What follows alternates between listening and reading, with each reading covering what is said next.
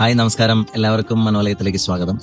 ഈ കോട്ട് നമ്മുടെ എല്ലാവരുടെയും ജീവിതത്തിൽ വളരെ പ്രസക്തമായിട്ട് നിൽക്കുന്ന ഒരു സാധനമാണ്. കാരണം നമ്മൾ പല സാധനങ്ങളും, നമ്മുടെ ശീലങ്ങൾ, ദുശീലങ്ങളെല്ലാം നമ്മൾ കളയാൻ വളരെ ശക്തിയോടെ ശ്രമിക്കുന്തോറും അത് അത്രയും പവറിൽ നമ്മുടെ ജീവിതത്തിലേക്ക് തിരിച്ചു വരികയും നമുക്ക് അതിനോട് വെറുപ്പും കുറ്റബോധവും അങ്ങനെ പല വികാരങ്ങളും അതിലേക്ക് വന്നുകൊണ്ടിരിക്കുന്ന ഒരു സാഹചര്യം നമുക്ക് ശ്രദ്ധിക്കാൻ പറ്റും. കാരണം ഇത് തന്നെയാണ്, നമ്മൾ ഏതൊരു സാധനത്തിനെയാണോ ജീവിതത്തിന് കളയാൻ ശ്രമിക്കുന്നത്, നമ്മൾ കളയാൻ ശ്രമിക്കുമ്പോൾ നമ്മൾ അറിയാതെ തന്നെ അതിന് സൈക്കോളജിക്കൽ സ്ട്രെങ്ത് കൊടുത്തോണ്ടിരിക്കുകയാണ്. അത് നമ്മുടെ ഒരു പേടി മൂലമായിരിക്കാം, കുറ്റബോധം മൂലമായിരിക്കാം, അത് ആ ഒരു ദുശീലത്തിൽ നിന്ന് മാറാനുള്ള അത്രയും ഫോഴ്സ് ഉപയോഗിച്ച് നമ്മൾ ചെയ്യുന്നോണ്ടിരിക്കും. കാരണം നമ്മൾ അറിയാതെ നമ്മുടെ എല്ലാ അറ്റൻഷനും അതിലോട്ട് തന്നെയാണ് കൊടുത്തോണ്ടിരിക്കുന്നത്. ഇവിടെ നമ്മൾ അവയർനെസ്സിലൂടെ മാത്രമേ ഒരു ദുശീലത്തെയും ചില നമുക്ക് വേണ്ടാത്ത സാധനങ്ങളെയൊക്കെ ജീവിതത്തിൽ നിന്ന് മാറ്റാൻ സാധിക്കുള്ളൂ.